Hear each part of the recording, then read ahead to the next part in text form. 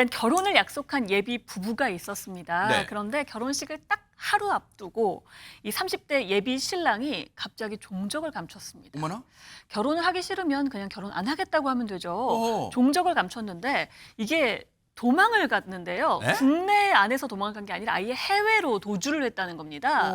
그런데 이 논란 예비 신부의 가족들이 곧장 신고를 했습니다. 어머나? 그래서 저는 이게 혹시 실종 신고를 하셨나 했는데요. 네. 왜 신고를 했는지는 이제 나옵니다. 어허.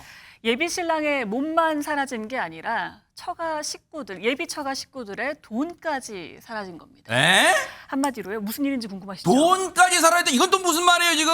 빵당이 또 빵당이 겹쳤어요, 지금 또. 이 돈이 심지어 수억 원이라고 합니다. 에? 엄청난 돈을 들고 사라진 건데요. 이 결혼은 아마도 이 예비 남편의 치밀한 계획 속의 사기 결혼이 아니었을까라고 추정이 됩니다. 왜요? 왜냐하면요. 하루는 이 예비 신랑이 예비 장모에게 얘기를 합니다. 제가 장인어른 차 한 대 사드려야겠어요. 네. 라고 하는 거예요. 그러면서 등록비는 계약 당사자가 입금을 해야 되니까 일단 저한테 돈 보내주시면 돼요. 라고 했어요. 그러니까 예비 장모가 일단 의심 없이 돈을 붙였다고 하네요. 그러니까 일단 기쁜 마음도 들뜬 마음도 있었겠지만 이 예비 장모 입장에서는 이 예비 사위가 보여주는 문서를 믿는 마음이 네? 컸던 것으로 보입니다. 문서요? 예, 이 예비 신랑이 은행 잔액 증명서를 딱 보여주면서 제가 이렇게 돈이 많습니다라고 하니까 덜커덕 믿어버린 겁니다. 어허. 그런데 문제는 뭐냐? 이건 위조된 문서였고요. 어머나? 또 피해 상황은 여기에서 그친 것이 아니라 점점 사실 커지고 있는 상황이었습니다. 왜요? 예를 들어서 예비 신랑이 이랬다는 거예요. 결혼식 준비하다 보니까 계약금으로 현금 달라고 하는데 이 결혼식 비용 좀 빌려주세요라고 하니까 보내고 더 큰 일도 일어났습니다. 자, 건설사 대표를 제가 아는데요. 네. 그 사람이 아파트 입주권 살 수 있다라고 하네요라고 하니까 어떻게 네. 했느냐?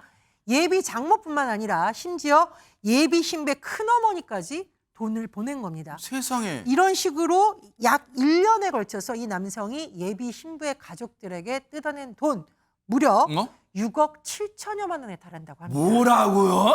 예비 처가 식구들 뜯긴 돈이 6억 7천이나 돼요, 진짜. 네, 뭐 이 예비 신부와 이 가족들이 느낄 배신감이나 분노는 사실은 뭐 상상도 못할 것 뒷목 잡게 같은데요. 생겼어, 지금. 거기다가 지금 방금 큰어머니가 사기당했다 그랬잖아요. 네. 그러니까 사실은 예비 신부 가족한테만 이런 사기 범행을 친 게 아니라 친인척들에게도 쳤기 때문에 사실은 이 친인척 관계가 다 파탄이 냈다라고 아하. 합니다. 그래서 결국 이 남성은요 사기와 사문서 위조, 그 위조 사문서 행사죄로 지금 기소가 되어서 재판을 받았는데요. 잡혔다는 얘기예요, 다행히. 네. 아이고. 그런데 법정에서 더 충격적인 사실이 드러났습니다. 뭔데요? 이 예비 신랑 결국에는 이미 동종 범행으로 실형 1회 그리고 벌금형 1회 처벌받은 전력이 있고요. 전과가 있어요? 네, 사기 전과가 있었던 거죠. 그리고 무려 또 다른 사기 범행으로 현재 또 수사를 받고 있다라고 합니다. 그러니까 어허. 사실상 사기에 이 전력이 있는 사람인데 그래서 재판부도 이러한 부분을 고려를 해서 이 여러 가지 방법을 속여서 이 가족들에게 속였고 또 이 피해자의 친인척 관계가 파탄이 났다고 하면서 이 남성에게 징역 4년을 선고를 했습니다. 이 사건 징역 4년 너무 형량 낮은 거 아니에요?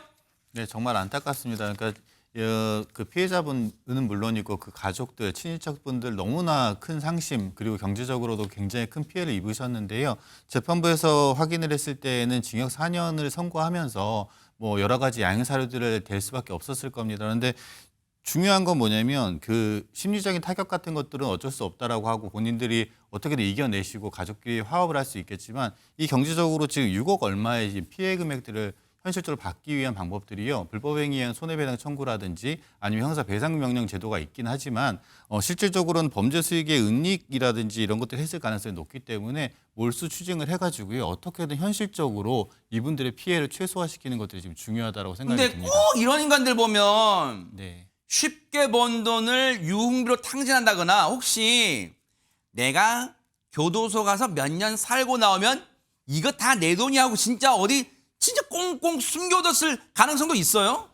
대부분의 그 범죄자들은요 그런 심리들을 가지고 있고요. 그렇기 때문에 본인의 내연녀라든지 아니면 가까운 사람들에게 어떤 형태로 된 금전들을 갖다가요 건네주고 나 몸으로 떼우련다 이런 심보들을 그때까지 맡아달라 뭐 이런 네, 식으로. 그렇죠. 네네네. 아하. 어쨌든 이 몹쓸 인간이 혹시 숨겨둔 돈이 있는지는 좀 반드시 정말로 경찰의 수사력으로 찾아내 주셔야지 지금 이 예비 처가가 될 뻔했던 이 분들의 상한 마음 그리고 지금 파탄난 관계도 뭔가 좀 회복되지 않을까 그런 생각해 봅니다. 분노가 치미는 사건이었어요.